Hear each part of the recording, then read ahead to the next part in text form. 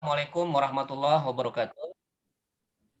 Alhamdulillah, pada pagi ini kami dari kelompok 2 akan mempresentasikan tugas mata kuliah Ekonomi, Pembangunan, dan Inovasi Teknologi yang diasuh oleh Dr. Radium Ikono.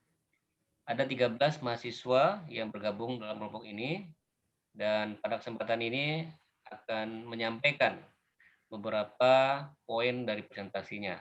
Yang pertama, bagian seperti apa inovasi policy di Taiwan selama 3-5 dekade terakhir akan dijelaskan oleh sahabat saya, Bang Irfan. Silakan.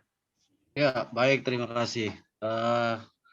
Di fase kedua yaitu dari tahun 1963 sampai dengan 1980, yaitu peralihan agribisnis menjadi industri jasa padat modal dan investasi yang dimana ditandai dengan setup Scientific Technology Development Project, yaitu pada tahun 1979. Dan fase 3 yaitu tahun 1981 sampai dengan 1999, yaitu perubahan struktur industri yang berbasis teknologi industri dan penguasaan pasar regional maupun internasional, yang dimana ditandai dengan swastanisasi dari berbagai sektor usaha. Serta yang keempat, fase keempat tahun 1999 sampai dengan sekarang, yaitu kebijakan New Southbound Policy, yaitu arah kebijakan selatan yang merupakan bagian penting dari strategi ekonomi dan perdagangan Taiwan yang dapat beradaptasi dengan perubahan kondisi global dan kecenderungan menuju penyatuan kawasan dengan membuat penyesuaian yang tepat. Untuk best practice-nya akan dijelaskan oleh sahabat saya, Bapak Abdul Ma'ruf Rahmat. Terima kasih. Pada fase keempat, pemerintah Taiwan melalui Kementerian Ekonomi melaksanakan terobosan Taiwan Excellent untuk mendapatkan beberapa perusahaan yang ada di dalam negeri guna menghasilkan produk yang berkualitas. Nah, pada kesempatan tersebut, bagi yang menang akan mewakili Taiwan ke pasar global. Kita mendapati beberapa teknologi khas mereka, di antaranya adalah semuanya bergerak dalam global trade yang menjadi sumber kehidupan ekonomi.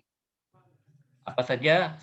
Taiwan menjadi pemasok dunia produk teknologi tinggi, yaitu teknologi digital, semikonduktor, komputer, dan mesin presisi, yang semuanya merupakan induk dari berbagai inovasi industri, baik artificial intelligence, kecerdasan buatan, maupun 5G. Selanjutnya, kita akan menjawab pertanyaan kedua yang akan disampaikan oleh Bapak Saiful. Silakan. Baik, terima kasih. Pertanyaan kedua yaitu bagaimana Taiwan bisa membuat polisi yang mendukung inovasi dengan mengutamakan UMKM. Nah, ada 4 strategi dari yang dilakukan oleh Taiwan. Yang pertama ada soft power, yang kedua rantai pasokan, yang ketiga pasar regional, dan yang keempat adalah hubungan antar masyarakat. Salah satu cara yang dilakukan oleh negara Taiwan yaitu membina masyarakat dengan kemampuan dalam penerapan New Southbound Policy, yaitu dengan menerapkan bagaimana pengusaha pemula tersebut diberikan pengenalan teknologi, pemanfaatan internet, dan pemasaran hingga paket akses untuk mendapatkan kredit perbankan. Nah, yang kedua yaitu adanya penggabungan format antara teknologi dan pembiayaan dari bank tersebut sehingga UMKM mampu mengembangkan kualitas produk atau layanan jasa mereka tanpa pusing memasarkan atau mencari pinjaman buat peningkatan kapasitas usaha yang ada. Baik, terima kasih. Silakan Bang Epul, Bang Hulu, untuk menjelaskan. Ya, terima kasih. Adapun strategi yang keempat, yang kedua yaitu rantai pasokan, di mana rantai pasokan ini menjaga ketersediaan bahan baku untuk menjaga eksistensi dari produk, dari inovasi yang sudah dihasilkan di berbagai bidang, terutama di bidang teknologi dan lain sebagainya. Itu yang kedua. Yang ketiga adalah menghubungkan pasar regional. Jadi pasar ini sangat penting agar produk yang dihasilkan oleh Taiwan itu bisa memberikan kontribusi atau bisa beredar di pasar regional. Ya, dan di mana yang terakhir adalah membangun hubungan antar masyarakat. Dalam konteks ini, perjalanan dan pariwisata adalah inti dari hubungan antar masyarakat untuk menjaga eksistensi dari inovasi yang atau strategi yang dilaksanakan di Taiwan. Saya kira demikian. Terima kasih. Ya, silakan yang pertanyaan ketiga, Bang Bia.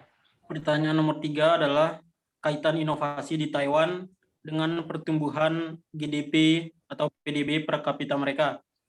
Jadi dalam implementasinya, New Southbound Policy ini mempunyai 4 fungsi utama, yaitu kerjasama ekonomi, talent exchange, resource sharing, dan menjalin hubungan regional, sehingga implementasi kebijakan tersebut tidak hanya terbatas pada isu perdagangan dan investasi saja, tapi juga terkait dengan kesehatan, pariwisata, budaya, migrasi, pendidikan, dan teknologi. Kedua, beberapa bank milik pemerintah dan perusahaan industri juga telah diswastanisasikan. Kemudian inovasi ketiga, dampak pada pertumbuhan PDB-nya di Taiwan memiliki rata-rata pertumbuhan 8% selama 3 dekade terakhir. Jadi dalam 3 dekade terakhir, tiap tahun terjadi peningkatan pendapatan negara tersebut 8%. Kemudian pertumbuhan PDB 0,6% pada 2016 dan PDB per kapita sebesar 22.000